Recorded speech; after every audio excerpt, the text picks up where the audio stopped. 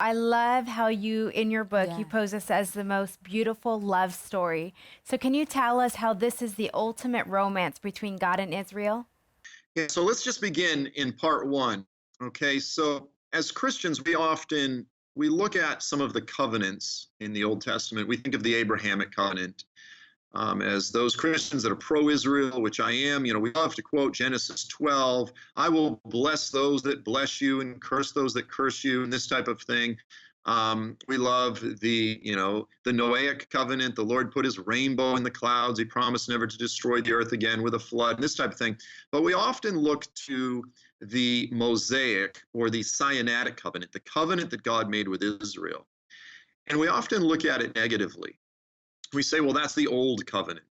The new covenant is better than the old covenant, which of course it is. But what we don't understand is that the way the Lord has framed the Sinaitic covenant, and not just the Sinaitic covenant, but the whole Exodus itself, is specifically as a betrothal ceremony. It is a marriage covenant between God and Israel.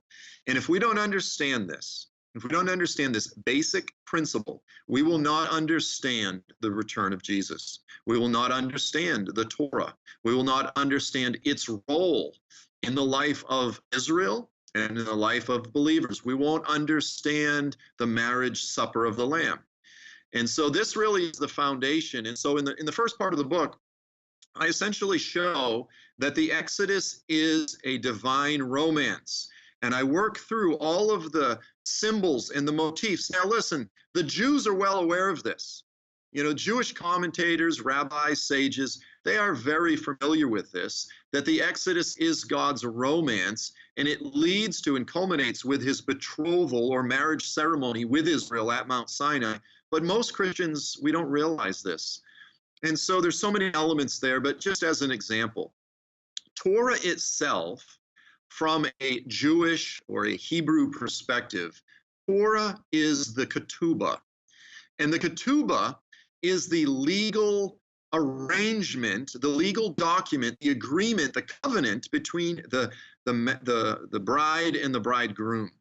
So in modern times, we simply refer to this as the marriage vows, the wedding vows.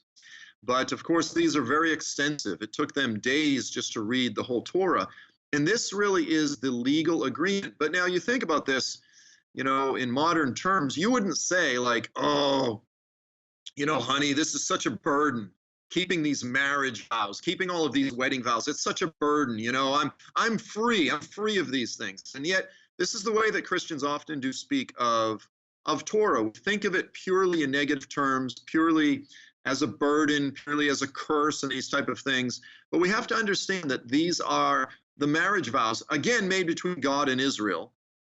I don't personally believe that Gentiles are obligated to keep every component of Torah. I want to be very clear. But we need to understand it through the lens of the beauty that it's presented in Scripture. And it's not just a curse, it's not just a burden, it's actually presented as the marriage vows. And as that such, it's important that we recover much of the beauty of these things. But there's so much more there. There are so many more elements that show and reveal the fact that this was, in fact, a romance. It was a courting process that led to a wedding ceremony. And it will ultimately lead to the ultimate marriage supper of the Lamb, the renewal of this covenant, the final culmination and establishment of this covenant with God and his bride once and for all. But not at Mount Sinai, but rather it will culminate at Mount Zion.